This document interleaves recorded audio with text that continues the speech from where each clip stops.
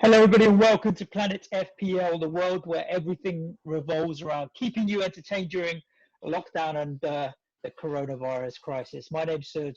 And my name is James. And the way we keep you entertained on Thursdays is Throwback Thursday, looking back at something from the past. And today, James, you have chosen Sir Alan Sugar's reign at Spurs, 1991 to 2000.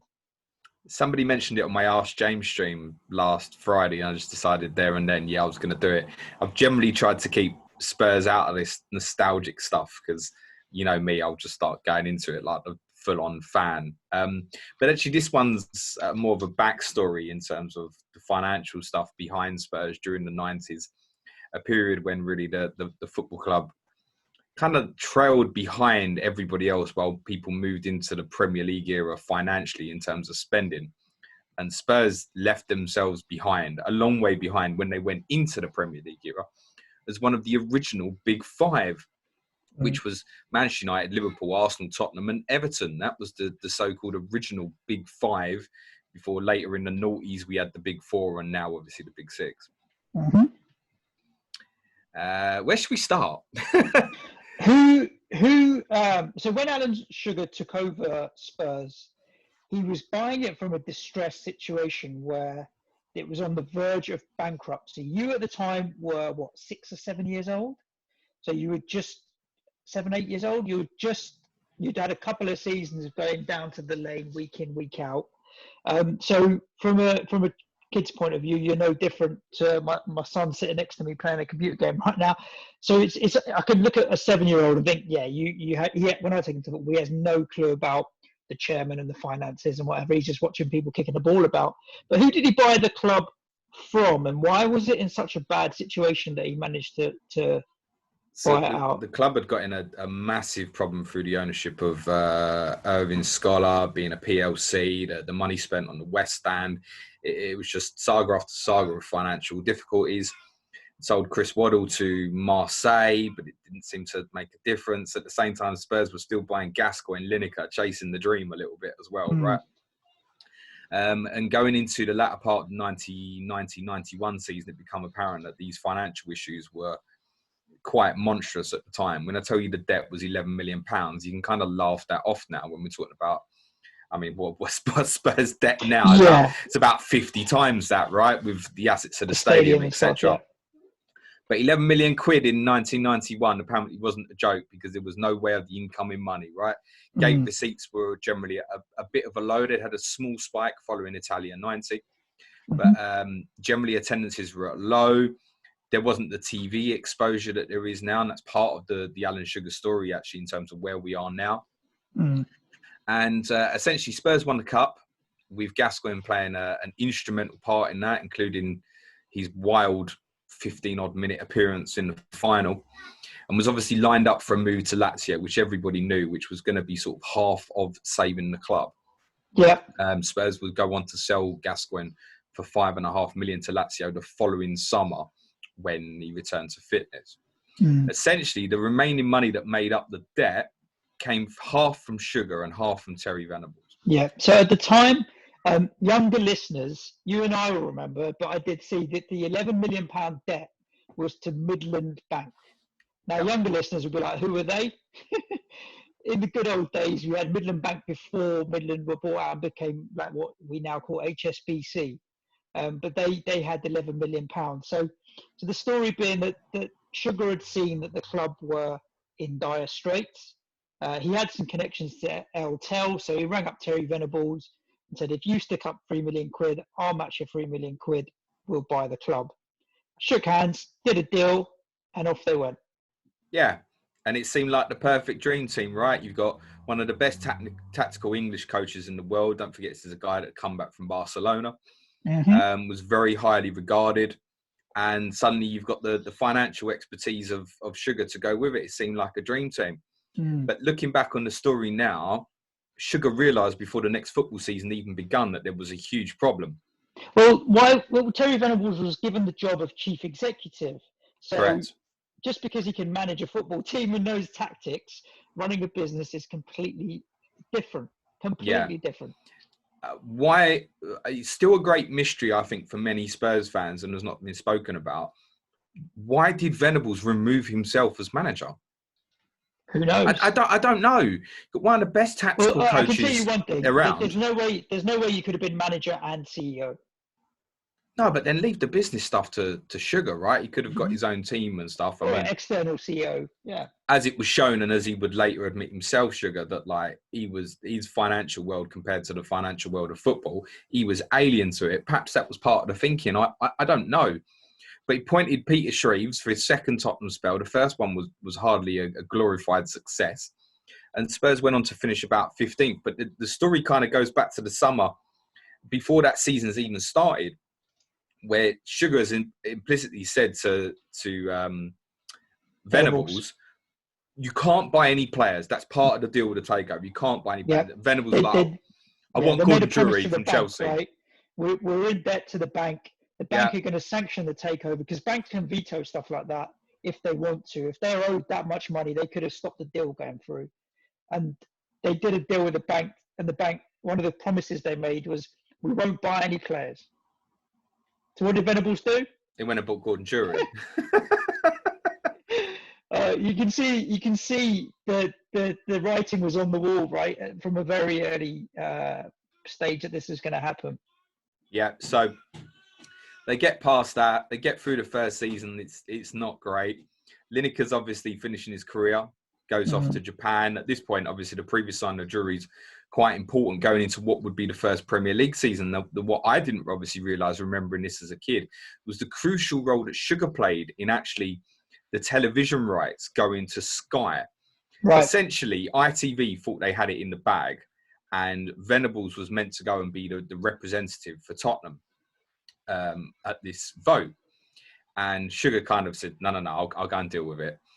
And him and Venables hadn't spoke about a preference or whatever. But Sugar obviously had, through his Amstrad ties and making satellite dishes for Sky, had an invested interest, right? We think of Amstrad as computers. They made all of the original Sky boxes. Essentially, the so-called rest of the big five all wanted the deal to stay with ITV. Sugar got wind of what money ITV were offering for Premier League football, which would have just been one game per weekend. Got in touch with Sky, told them the amount. Sky obviously increased the offer massively, blew them out the water, offered Sunday football and Monday night football. And the rest in terms of television in this country is kind of history. Sugar admitted that he had a vested interest and offered to abstain basically the Tottenham votes. It was all the top division clubs were going to vote on the television rights. And Arsenal and Manchester United were against Sugar voting, but nobody else had a problem with it. And Sky won the vote basically by one, right? Which was Sugar's vote.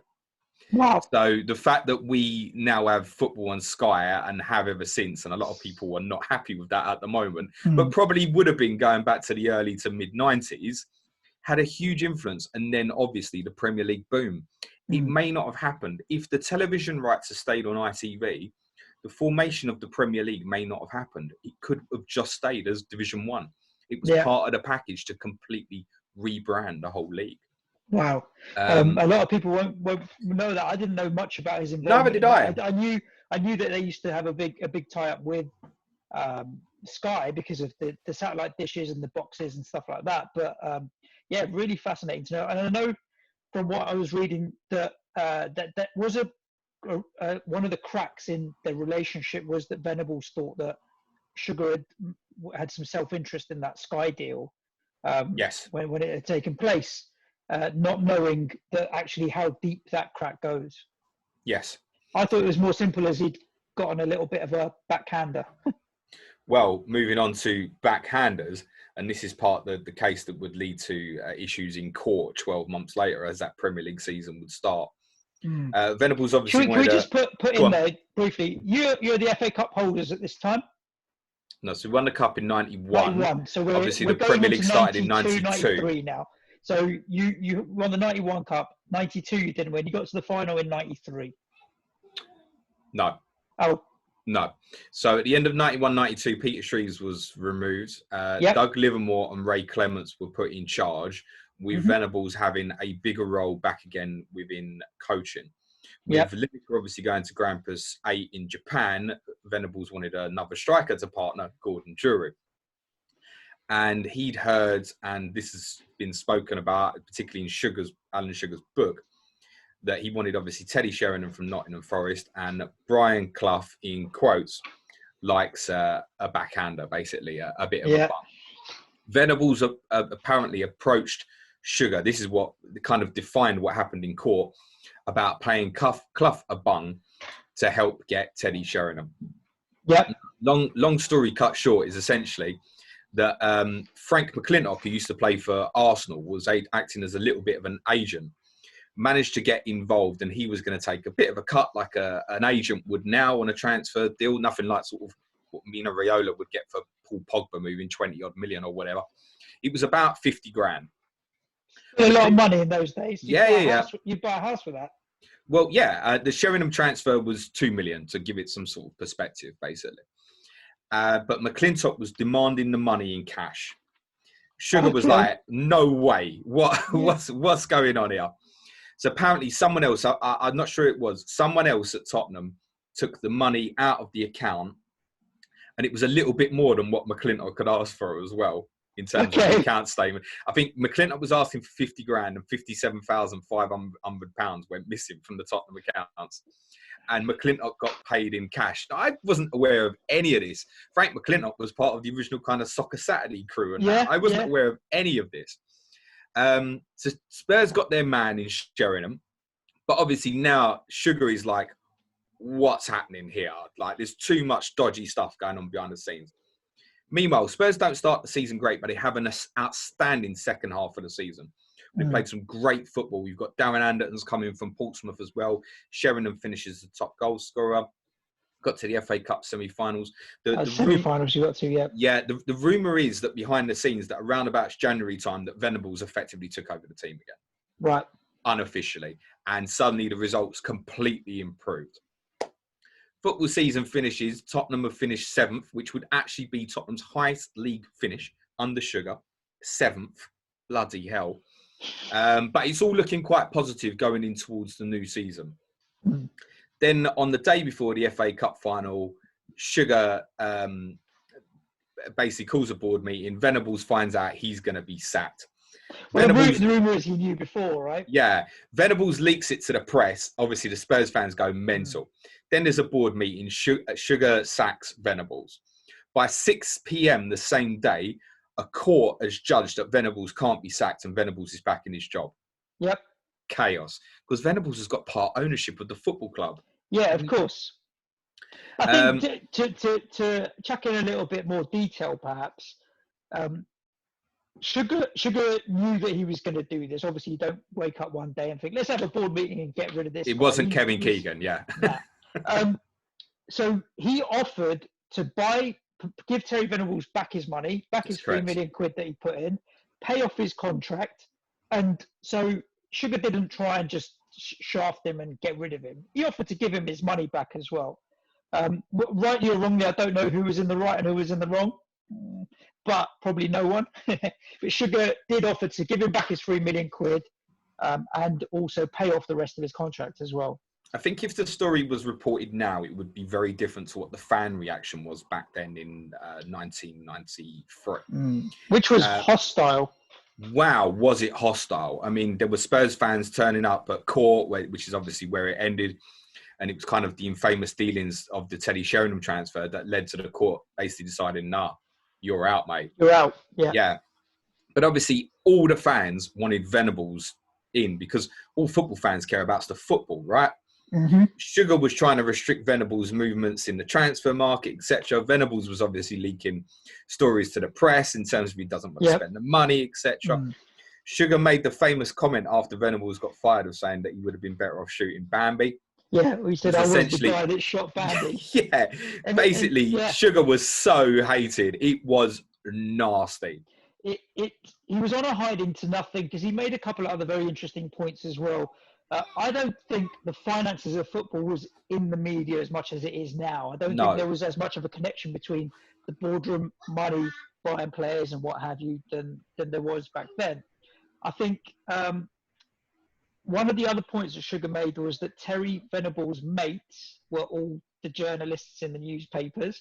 They used to go down his club drinking and whatever. So he had the ability to dictate the story in the media. Yeah, it's very true.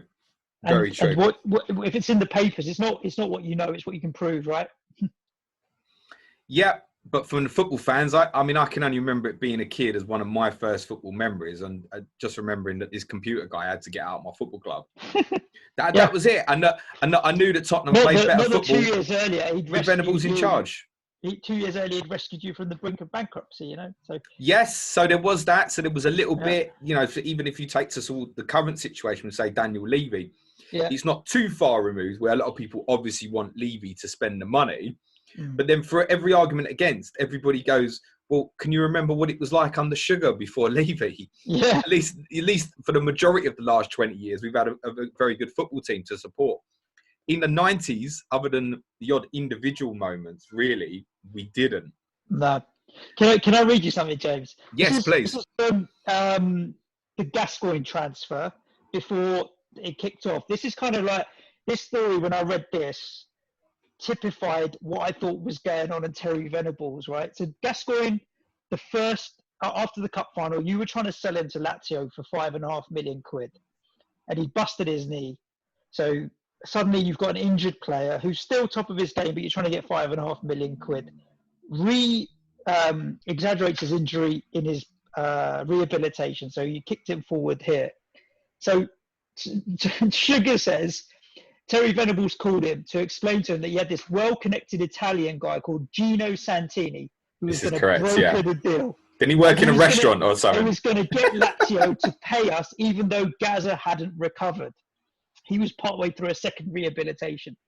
Gino turned out to be a restaurateur in Kensington who spoke a bit of Italian and happened to help in Mark Hateley's move to AC Milan, but was absolutely useless in the negotiation of the matter. Just is comical. Absolutely comical.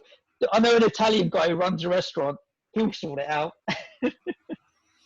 Yeah, like I said, if it all happened now, I think rather than everybody hating on Sugar, which is how the fans felt then, I think that would still be the case now. But there would be a lot more people who would look at it ethically and going, some of the stuff that Terry Venables is doing here is not right. It was also one of the major things that really delayed Venables getting the England job. That was his next job. He was obviously available, clearly the best candidate, but the FA were worried for ages about all the stuff in the background. That's why also, before Euro 96, they didn't want to give him a new contract. And Venables went, well, if you don't trust me, whatever. And at the same time, you kind of do think, well, great football on the pitch, mate, but I'm not sure we can trust you, actually. No, and I think with the way the media are now, if you think of like the sting on Sam Allardyce and stuff like that, like Venables would have got pulled so badly in the 90s. Things that was going on, I think. But all the fans cared about was that it was great on the football pitch. So Venables is gone. All the hope of the football clubs died, basically. Yep.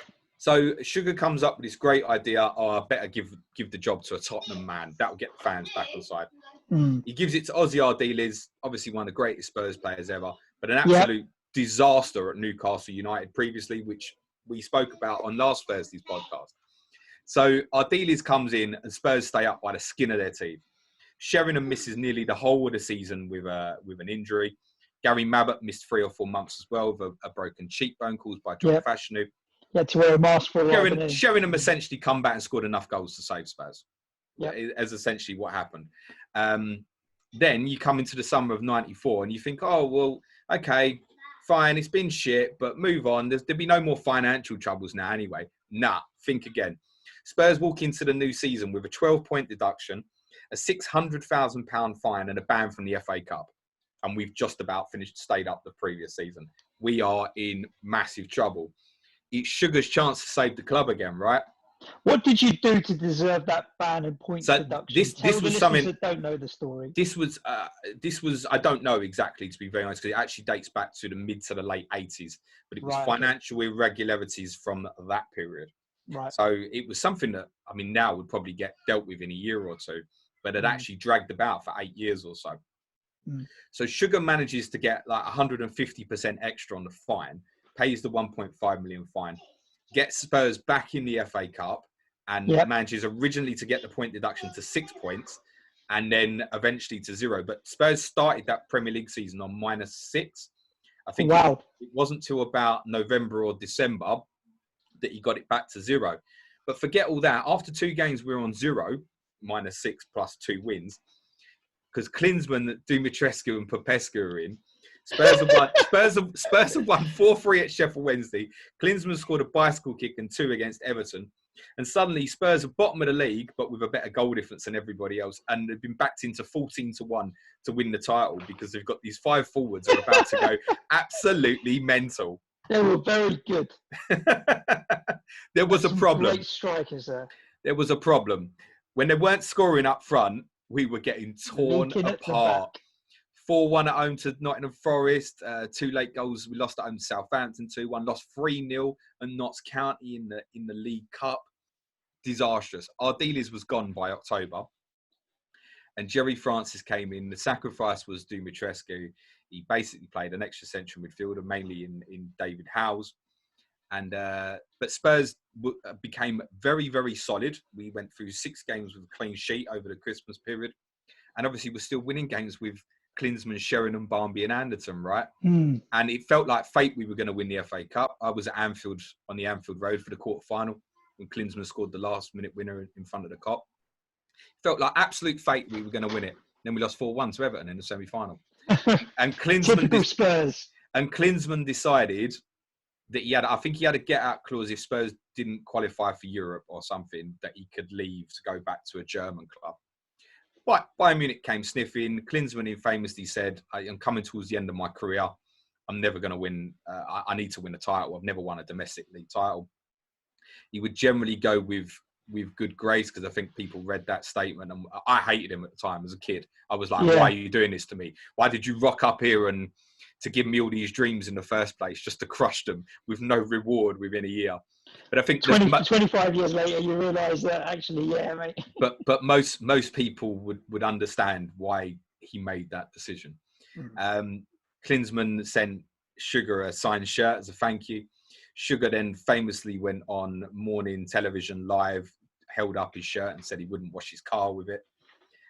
He was so out of touch with footballers, basically. Carlos Kickaballs is what he told them. Called them all mercenaries, basically. There's numerous interviews where he says that they're all arrogant and all sorts of names and stuff that he'll call them. And then he'll claim, you're taking my quotes out of context. Okay, what do you think about footballers? They're all arrogant. I think he would never have been able to get his head around them. I just think it was chalk and cheese. Yeah, it was. So I think having gone for Dumitrescu, Popescu and Klinsmann, Klinsmann left, Popescu went to Barcelona and Dumitrescu disappeared off the face of the earth. Then it was go back to buy a British. Chris Armstrong was the replacement for Klinsmann, who'd obviously failed a drugs test previously and served a ban at Crystal Palace. But people forget, in that first season, 95-96, Armstrong and Sheringham were prolific. They scored as many goals as Sheringham and Klinsmann scored the previous year. Armstrong was great. It took him ages to score. But then he had a brilliant 4 or 5 months. Spurs should have gone second over Christmas, but maintained form, beat Manchester United 4-1 on New Year's Day. You might remember Armstrong scored 2 of those goals. The second half of the season petered out. And then 96-97 just turned into a damp squib with Anderton, Armstrong and others regularly suffering injuries. Sheringham went to Manchester United in 1997. Similar reasons to Klinsmann. Realised he wasn't going to win anything. He wanted a contract at Spurs to last until he was 36 years old.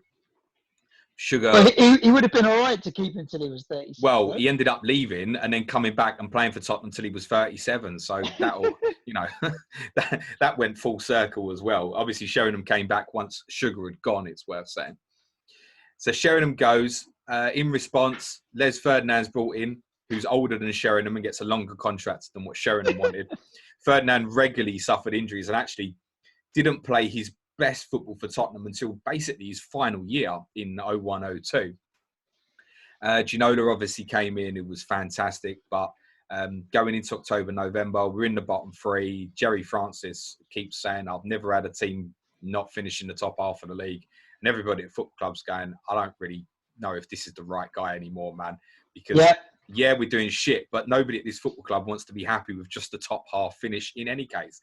Maybe there's no direction, or is that what you've come in for? So Francis gets sacked. The right decision. Can't possibly go worse than this, can it? No. Sugar looks at the blueprint of Arsenal, appointing a foreign manager from overseas who nobody had ever heard of in Arsene Wenger, who was obviously tearing it up. I know, that's what I'll do.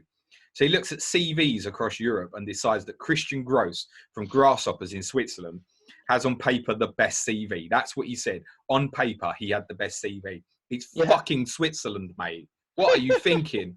Gross turns up at the press conference waving this tube ticket saying, I've come on the tube from Heathrow because I want to show that I'm like the fans. And the press conference pisses itself laughing and he's doomed. Yeah.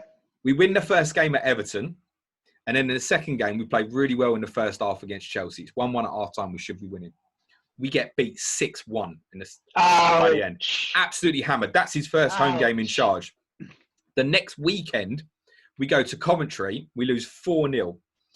Back page of the paper the next day as photographs of the Spurs players doing sprints on a beach.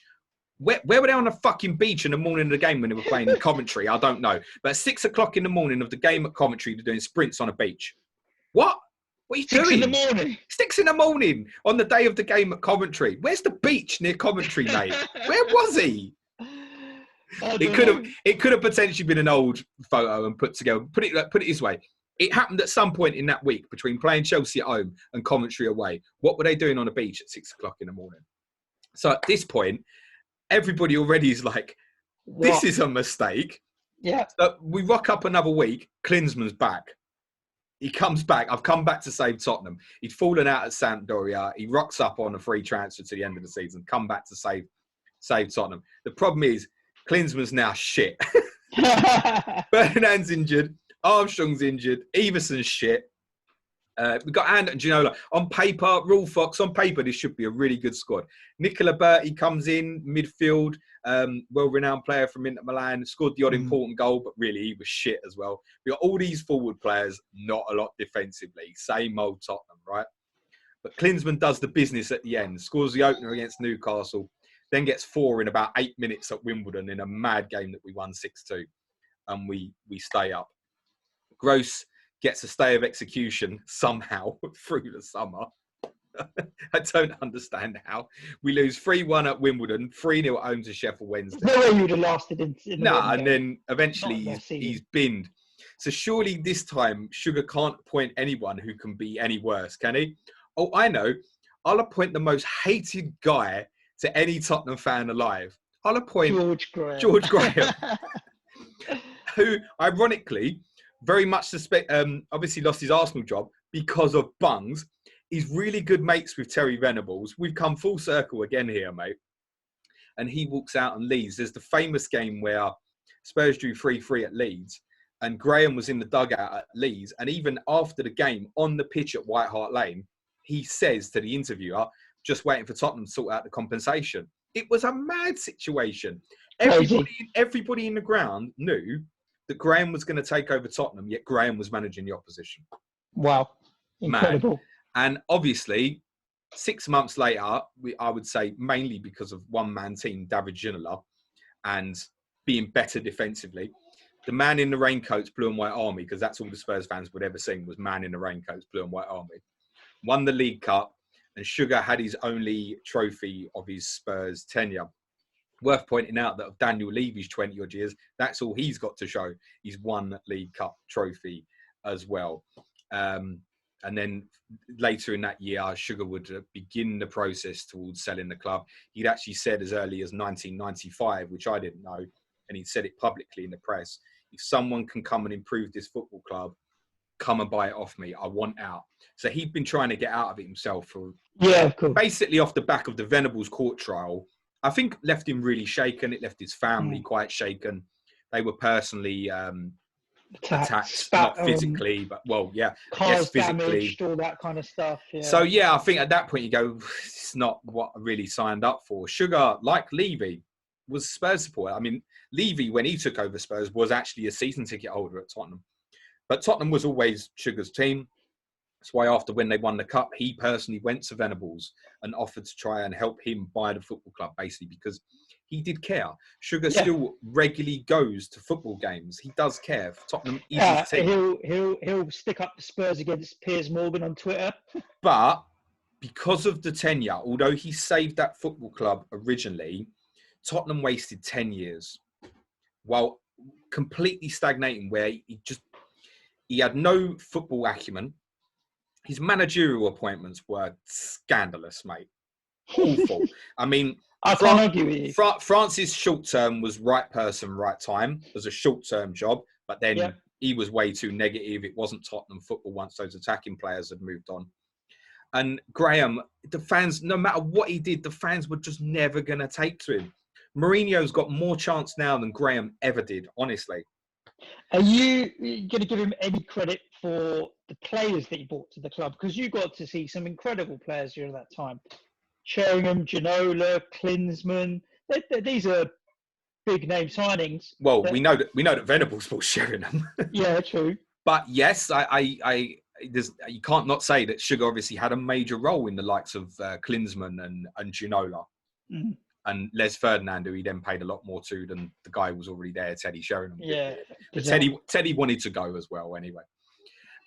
So yeah, he has to take credit for that. I think with the Klinsmann deal was interesting because Klinsmann had been to all the major leagues except for Spain and England. So he was looking for his next move on from Monaco. And Klinsmann had got a tip-off that Sugar had got a tip-off that Klinsmann was interested in coming to the Premier League.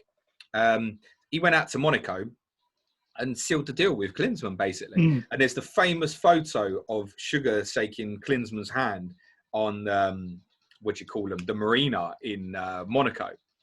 And he had Sky journalists there to take the photo in case the deal broke through, because he was that unconvinced and couldn't believe that Klinsmann was going to sign for Tottenham. And trust me, when it got announced, none of us could believe that Klinsmann had signed Tottenham. But of course, he came with the reputation of being a diver, a cheat. But as soon as he scored the first goal at Sheffield Wednesday and did the dive and everybody laughed, it was forgotten. And he opened doors for many other foreign players. Klinsmann was a brilliant, brilliant footballer. And the fact that his second spell was diabolical is completely forgotten by those 4 goals at Wimbledon. That original celebration is iconic. Yes, it's one of the best celebrations of all time. It was Teddy Sheringham's idea, as was I think the Gascoigne water bottle. The dentist chair was also Teddy Sheringham's idea. I think. Teddy didn't really have any mad celebrations himself. He just had that near post corner with Anderton that used to catch people out all the time. His movement was something else. Spurs had some brilliant individual attacking players during that era, but never really a good team. Wow. You can hear my boys rabbiting in the background there, James. School starts in all of 5 minutes. But that's a really fascinating rundown of that 10-year period. Some interesting stuff in there that I didn't even know about. I know we touched on the Venables case. Ultimately, it was the right decision to sack Eltel and move on. It doesn't feel like it, from my memory as a child, mate. Mm. Have you just lost your audio there, mate? Suj has just managed to completely unplug his audio. What a superstar.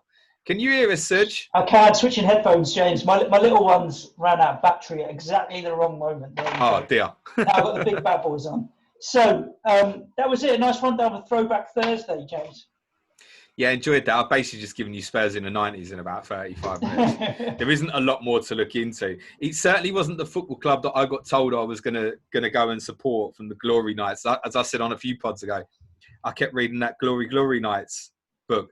And I only had 1 season of European football in the 90s, although 99-2000, we had 2 games as well. But yeah, there was near enough no European football other than a journey to the Winners' Cup quarterfinals in '92 when Lineker just couldn't score against Feyenoord. Wow. So there we go, guys. Thanks for joining us on Throwback Thursday. We'll be back at you with a full schedule of content next week. James, live streaming tomorrow and live streaming on Saturday. Champman FPL. How many points yesterday, James? Week 9. 53 net, I think.